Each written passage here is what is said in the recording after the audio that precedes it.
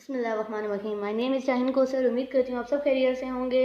मैं आज आपकी खिदमत में एक नई वीडियो लेकर हाजिर हुई हूँ, that is about transition element. Basically हमने एक सीरीज स्टार्ट किया है to understand the basics of the periodic table, जिसमें हम लोग पहले s block elements and p block elements, जिनको कलेक्टिवली नॉर्मल एलिमेंट्स भी कहा जाता है, उनको हम कवर कर चुके हैं। अब जो हमारा नेक्स्ट टारगेट होंगे इंशाल्लाह वो होंगे D block elements and F block elements. Mean यहाँ से हम लोग कह सकते हैं कि ओवरऑल अगर हम लोग देखें ना, अगर हम लोग ओवरऑल पीरियोडिक टेबल को देखें तो इसमें हमारे पास 4 ब्लॉक्स हैं। एस ब्लॉक एलिमेंट सेंटर में डी ब्लॉक होते हैं, फिर हमारे पास राइट साइड पे पी ब्लॉक हैं, और डाउन द पीरियोडिक टेबल क्या प्रेजेंट है, एफ ब्लॉक एलिमेंट्स हैं।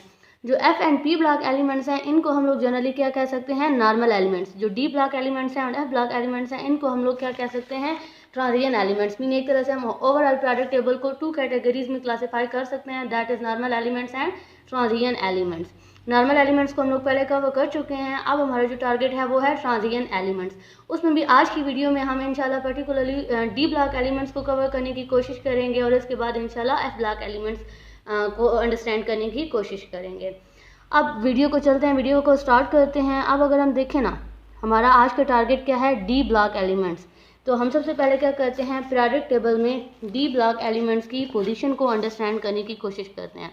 ये है हमारे पास ओवरऑल पीरियोडिक टेबल, जिसमें हमारे पास क्या प्रेजेंट है, लेफ्ट साइड पे एस ब्लॉक हैं, और फिर उसके बाद क्या आते हैं, हमारे पास डी ब्लॉक एलिमेंट्स आते हैं। जब हम लोगों ने इसकी लोकेशन को या इसकी पीरियोडिक टेबल में पोजीशन को अंडरस्टैंड करने की कोशिश करनी है ना, तो हमने 2 चीज़ें माइंड में लानी है। नंबर 1 तो ये कि हमारे माइंड में कन्फ्यूजन आनी चाहिए कि ग्रुप्स जो हम डी ब्लॉक एलिमेंट्स पढ़ रहे हैं इसमें कितने ग्रुप्स आते हैं, नंबर 1, और कौन से ग्रुप्स आते हैं, 2 ग्रुप है, 3 ग्रुप, कौन से जो ग्रुप्स के मेंबर्स हैं वो डी ब्लॉक एलिमेंट से बिलोंग करते हैं, यानी कि इसकी ग्रुप के बारे में हम लोगों ने अंडरस्टैंडिंग डेवलप करनी है। दूसरा, पीरियड। देखें, जब हम लोग ओवरऑल हम पीरियोडिक टेबल को देखें तो हमारे पास 2 तरह की अरेंजमेंट्स होती हैं। एक होती है हमारे पास horizontal lines from top to bottoms, जिन्हें हम क्या कहते हैं, ग्रुप। और टोटल पीरियोडिक टेबल में अगर देखे जाएं तो टोटल ग्रुप्स कितने हैं, 18, स्टार्टिंग फ्रॉम 1 to 18। ठीक हो गया। और अगर हम लोग पीरियड की बात करें तो जो हमारे पास वर्टिकल लाइंस होती हैं, moving from left to right, ये जो लाइंस होती हैं इन्हें हम क्या कहते हैं, पीरियड। और ये हमारे पास कितने होते हैं, 7 होते हैं। ये मैंने यहाँ पर मेंशन भी की हुई हैं। ये तो हो गया ओवरऑल पीरियोडिक टेबल में कि पीरियोडिक टेबल में 18 ग्रुप्स हैं एंड 7 पीरियड्स हैं। अब आज का जो हमारा पर्टिकुलर फोकस होगा वो होंगे डी ब्लॉक एलिमेंट्स, कि डी ब्लॉक एलिमेंट्स में कितने ग्रुप्स आते हैं और कितने पीरियड्स आते हैं। अब अगर हम लोग इसकी लोकेशन को चेक करें ना पीरियोडिक टेबल में, तो ये from group number 3 to group number 12 हमारे पास क्या है, डी ब्लॉक एलिमेंट्स हैं। अच्छा, ये भी अगर हम लोग देखें तो हमारे पास 2 तरह से क्लासिफिकेशन की गई है। एक तो ये अकॉर्डिंग टू अरेबिक नंबरिंग, जो है 1 से स्टार्ट हो रही है और 18 पे एंड हो रही है। इस नंबर के अकॉर्डिंग अगर हम लोग देखें तो डी ब्लॉक एलिमेंट्स में कौन कौन से ग्रुप आ रहे हैं, from group number 3 to group number 12। ठीक हो गया। और यहाँ पर हमें एक और क्लासिफिकेशन भी नज़र आ रही है, जिसमें हमारे पास सब डिवीजन हुई हुई है according to A and B. बेसिकली ये जो यहाँ पर ए लिखा हुआ ना, हम लोग देख सकते हैं कि S block element and p block elements के साथ क्या मेंशन है, ए मेंशन है, जो कि रिप्रेजेंट कर रहा है कि S and p block elements normal elements हैं। जबकि जो D and F block elements हैं इनके साथ क्या लिखा हुआ हमें नज़र आ रहा है, बी लिखा हुआ नज़र आ रहा है, जो कि इस चीज़ को इंडिकेट कर रहा है कि बी जो है ये जो D and F block elements हैं ये ट्रांजिशन एलिमेंट्स हैं। ठीक हो गया। 2 तरह से डिवीजन की गई है, लेकिन जो रिसेंटली एक्सेप्टेड आईयूपैक नोमेनक्लेचर है वो यही है, अरेबिक। दैट्स वाई हम इसी को फोकस करने की कोशिश करेंगे, जिसके अकॉर्डिंग डी ब्लॉक एलिमेंट्स में कौन से ग्रुप आते हैं, फ्रॉम ग्रुप नंबर 3 टू 12। अब अगर हम इनका नंबर काउंट करें कि इसमें कितने ग्रुप्स हैं, तो 3 टू 12 अगर हम लोग काउंट करें तो इसमें ग्रुप नंबर कितने होते हैं, 10 होते हैं। अब इसमें पर्टिकुलरली 10 ग्रुप्स ही क्यों हैं, बेसिकली इसको हम इंशाल्लाह जब हम नेक्स्ट वीडियोज़ में डी ब्लॉक एलिमेंट के इलेक्ट्रॉनिक कन्फिग्रेशन को डिस्कस करेंगे, वहाँ इस फैक्टर को हम डिस्कस करेंगे कि इसमें पर्टिकुलरली 10 ग्रुप ही क्यों आते हैं। अभी हमने इसकी ग्रुप की लोकेशन देख ली कि 3 टू 12 ग्रुप्स हैं और नंबर कितने हैं, 10 है। अब मूव करते हैं टू वर्ड पीरियड्स, कि पीरियड्स हैं कितने और स्टार्ट कहाँ से हो रहे हैं।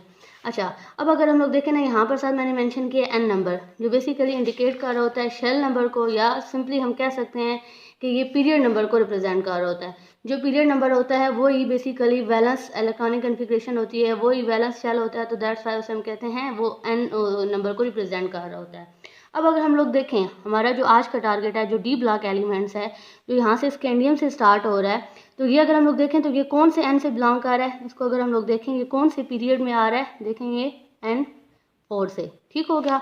इसी तरह फिर अब हम देखें तो हमारे पास ये सेकंड है, third and fourth, 4 basically RNS में सीरीज, और जो लास्ट वाली हमारी सीरीज़ है वो कौन से n नंबर से बिलोंग कर रही है, n नंबर 7 से। मीन सिंपली हम कह सकते हैं, अगर चलें इसे और भी ज़्यादा हम लोग थोड़ा सिंप्लीफाई करें तो देखें पीरियड क्या होते हैं, जो हमारे पास लेफ़्ट टू राइट मूव करती हुई वर्टिकल लाइंस होती हैं। हम लोगों ने ये वाला हमारा आज का पर्टिकुलर क्वेश्चन है, यहाँ से लेकर यहाँ तक, यानी डी ब्लॉक एलिमेंट्स, इनको हम लोगों ने अंडरस्टैंड करना है।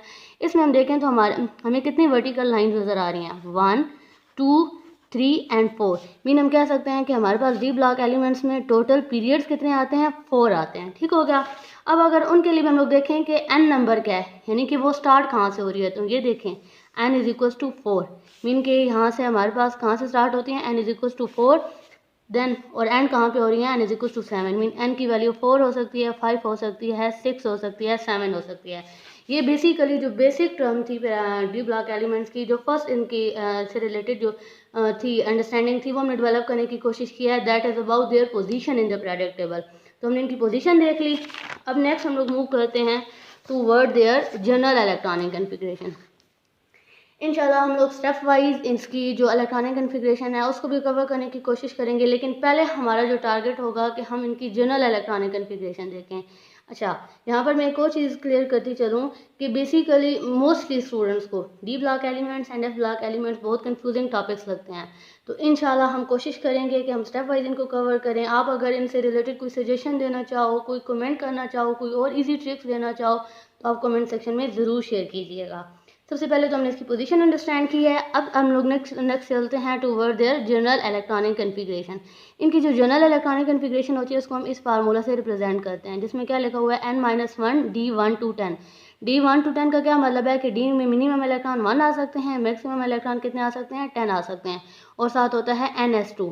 ये जो बेसिकली यहाँ पर n है, ये किसको रिप्रेजेंट कर रहा होता है, शेल नंबर को रिप्रेजेंट कर रहा होता है। और अभी हम लोगों ने पीरियोडिक टेबल में देखा है कि डी ब्लॉक एलिमेंट्स के लिए n की वैल्यू क्या हो सकती है, 4 हो सकती है, 5 हो सकती है, 6 हो सकती है, 7 हो सकती है, जो बेसिकली इंडिकेट कर रही होती है कि इसमें 4 पीरियड हैं, और वो पीरियड कहाँ से स्टार्ट होते हैं, 4 to 7। ठीक हो गया। तो अब यही वैल्यूज़ हम लोग पुट करेंगे यहाँ पर n की जगह, तो हमारे पास 1 by 1 इस तरीके से कुछ फार्मूला बनता जाएगा। मीन जब हम लोग सपोज करें कि जो हमारे पास फर्स्ट सीरीज़ है, ये वाले जो मेंबर्स हैं, जो डी ब्लॉक एलिमेंट की फर्स्ट सीरीज़ है, तो देखें इसके लिए n हमारे पास क्या आ रहा है, 4 आ रहा है। तो जब इस n4 को हम लोग इस फार्मूला में पुट करेंगे, देखें पहले हमने क्या पुट करना है, n-1, तो 4 - 1 क्या हो जाएगा, 3d। आगे सेम हम लोग ने इसके जितने इसमें इलेक्ट्रॉन आ सकते हैं वो लिख दिए हैं, और उसके बाद यहाँ पर n की जगह 4। सेम हम लोगों ने नेक्स्ट स्टेप के लिए कर लिया, नेक्स्ट मतलब हम लोगों ने सारी n की वैल्यूज पुट करके देख ली हैं, तो हमारे पास ये फार्मूले आए हैं। अब बेसिकली यहाँ पर हम लोग देखें ना, ये जो हमने आज जनरल इलेक्ट्रॉनिक कन्फिग्रेशन निकाली है, इंशाल्लाह इसी की बेस पे आगे हम लोग इलेक्ट्रॉनिक कन्फिग्रेशन को अंडरस्टैंड करने की कोशिश करेंगे। ठीक हो गया। अच्छा, यहाँ पर अब हमें जो चीज़ नज़र आ रही है कि जब हम लोगों ने पुट किया n की वैल्यू को, तो हमें क्या नज़र आया कि जो डी ब्लॉक एलिमेंट्स हैं इसमें 4 सीरीज़ आती हैं, जिनमें फर्स्ट सीरीज़ के इलेक्ट्रॉन्स किस में आ जाते हैं, 3d में, देन 4d में, 5d में, 6d में। इसी की बेस पे हम इसकी एक क्लासिफिकेशन भी करते हैं, जिसे हम कहते हैं 3d सीरीज़। बिकॉज देखें जो फर्स्ट सीरीज़ आ रही है जिसके लिए n = 4 है, उसके d के इलेक्ट्रॉन्स किस में फिल हो रहे हैं, 3 में। तो दैट्स वाइज हम क्या कहते हैं, 3d सीरीज़। और जो नेक्स्ट है उसे क्या कहते हैं, 4d सीरीज़, और next 5d series, next 6d series.